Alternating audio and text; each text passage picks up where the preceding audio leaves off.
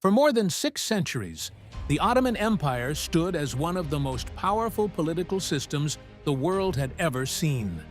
At its height, it ruled across 3 continents, from the gates of Vienna to the deserts of Arabia, from the Balkans to North Africa, from the Black Sea to the Eastern Mediterranean. For generations, the Ottoman system seemed unstoppable. It defeated the Byzantine Empire. It challenged the Habsburg dynasty. It dominated trade routes between Europe and Asia. And it governed millions of people across dozens of cultures, languages, and religions. Yet by the 19th century, the same empire had earned a humiliating nickname: the sick man of Europe. European diplomats increasingly believed the Ottoman state was slowly collapsing. A political system that had once terrified Europe now appeared fragile, outdated, and incapable of reform. How could an empire that survived more than 600 years begin to fall apart? Why did a state that once dominated global politics gradually lose territory, influence, and stability? And perhaps the most important question: was the Ottoman Empire defeated by its enemies? Or did its own system slowly stop working? To answer that question, we have to understand something fundamental about empires. Empires rarely collapse overnight. Most of them decline slowly when the institutions that once created success become obstacles to adaptation. The Ottoman Empire is one of the clearest examples of this pattern. The frontier state. The Ottoman story begins around the year 1300 in northwestern Anatolia. At the time, the region was politically fragmented. The Seljuk Sultanate had collapsed. Mongol invasions had destabilized much of the area. Dozens of small Turkish principalities competed for territory and influence. Among these rulers was a frontier warlord named Osman. His followers would eventually give the empire its name, the Ottomans. At first, the Ottomans were simply one of many competing frontier states.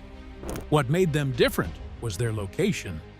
They sat directly on the border between the Islamic world and the declining Byzantine Empire.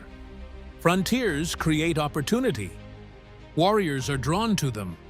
Raids generate wealth. Victories attract followers. Expansion becomes a natural strategy.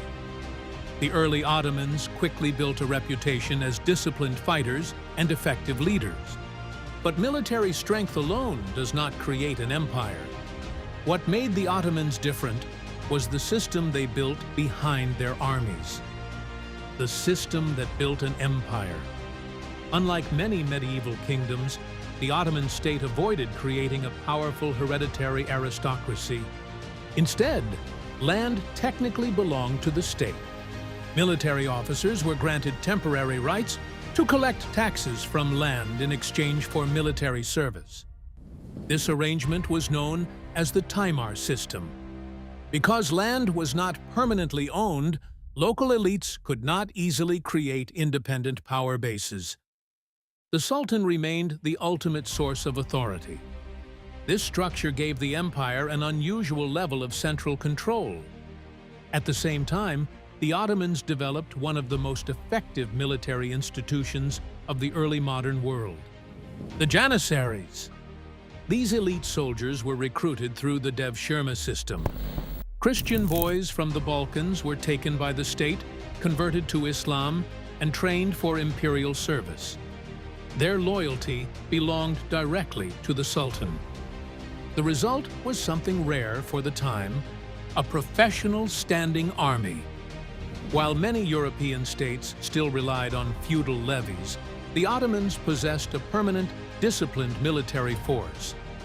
This combination of centralized authority, controlled land distribution, and a professional army created an extremely efficient expansion machine. And expansion is exactly what followed. The fall of Constantinople. The defining moment in Ottoman history came in 1453. Sultan Mehmed II launched a massive campaign against Constantinople. the capital of the Byzantine Empire. For more than 1,000 years, the city had survived siege after siege, thanks to its enormous defensive walls. But the Ottomans brought something new to the battlefield: massive cannons capable of destroying medieval fortifications. After weeks of fighting, the city finally fell. Constantinople became Istanbul. The conquest shocked Europe and transformed the Ottomans into a global imperial power. From that moment, expansion accelerated. The Balkans came under Ottoman rule. Arab territories were incorporated. Egypt joined the empire. Trade routes connecting Europe, Asia, and Africa increasingly passed through Ottoman lands. Istanbul became one of the largest cities in the world. Under Sultan Suleiman the Magnificent in the 16th century, the empire reached its golden age. It was wealthy, highly organized, and feared across much of the world. But inside this powerful system were hidden weaknesses. Weaknesses that would take centuries to reveal themselves. When success creates rigidity, the Ottoman political structure worked extremely well during expansion, but it depended on something important: continued growth. New territory meant new taxes. New taxes funded the army. Military victories reinforced political legitimacy. As long as expansion continued, the system worked. But eventually, expansion slowed. European powers improved their military technologies. Gunpowder warfare became more complex. States required stronger financial systems and industrial capacity. Western Europe began developing these institutions rapidly during the 17th and 18th centuries. The Ottoman system struggled to keep pace. At the same time, internal institutions began changing in unexpected ways. The Janissaries gained political influence. Instead of remaining a flexible military force, they became a conservative interest group protecting their privileges. They resisted reform. They blocked modernization.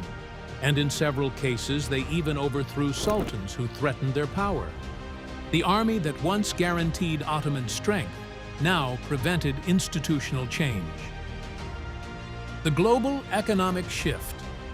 Economic transformation created another problem.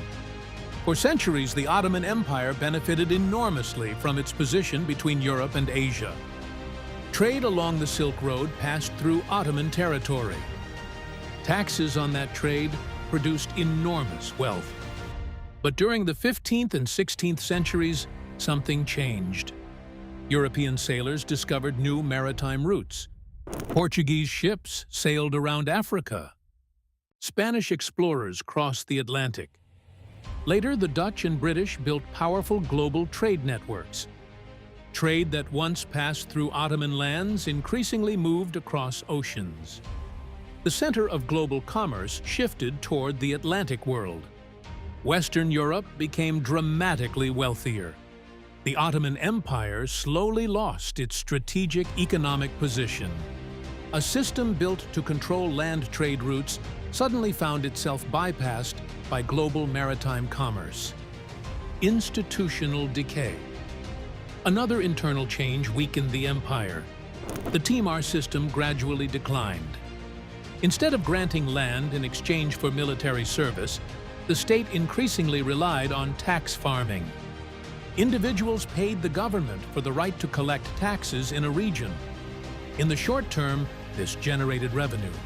In the long term, it strengthened local elites and weakened central authority. Corruption increased. Regional power expanded. Administrative efficiency declined. The centralized system that once made the empire strong slowly fragmented. Reform and resistance. By the 19th century, Ottoman leaders recognized that reform was necessary. A series of modernization efforts known as the Tanzimat reforms attempted to reorganize the empire. New legal codes were introduced. Administrative structures were modernized. The military was redesigned along European lines. The goal was clear: transform the Ottoman Empire into a modern centralized state capable of competing with European powers. But reforming a vast empire proved extremely difficult. Powerful elites resisted losing privileges. Regional leaders protected their authority. Many reforms were implemented unevenly. At the same time, a new political force was spreading across Europe. Nationalism, the nationalism problem. Nationalism fundamentally changed the political landscape of the 19th century. People increasingly identified with ethnic and linguistic communities rather than with imperial systems. Multinational empires suddenly faced a serious problem. The Ottoman Empire ruled over Greeks, Serbs, Bulgarians, Armenians, Arabs, Turks, and many other groups. For centuries, this diversity had been manageable, but nationalism transformed political expectations. Communities began demanding independence. Revolts spread across the Balkans. Some succeeded and created independent states. Others triggered wars with European powers that supported nationalist movements. Territory slowly disappeared from Ottoman control. The empire that once dominated southeastern Europe was steadily shrinking. The final crisis. By the early 20th century, the Ottoman Empire was already weakened. Then came World War I. Ottoman leaders joined Germany and Austria-Hungary in a risky alliance. If the alliance won, the empire might regain influence. If it lost, the consequences would be catastrophic. The war exhausted the state. Ottoman forces fought across multiple fronts: Gallipoli, the Caucasus, Mesopotamia, the Arabian Peninsula. Despite some impressive victories, the empire could not survive the defeat of the Central Powers. After the war, the Ottoman political system collapsed. In 1923, the Republic of Turkey replaced the empire under Mustafa Kemal Atatürk. More than 6 centuries of Ottoman rule had come to an end. Why the Ottoman Empire fell. The fall of the Ottoman Empire was not a sudden catastrophe. It was the slow failure of a once powerful system. The institutions that created Ottoman success eventually became barriers to adaptation. The military resisted reform.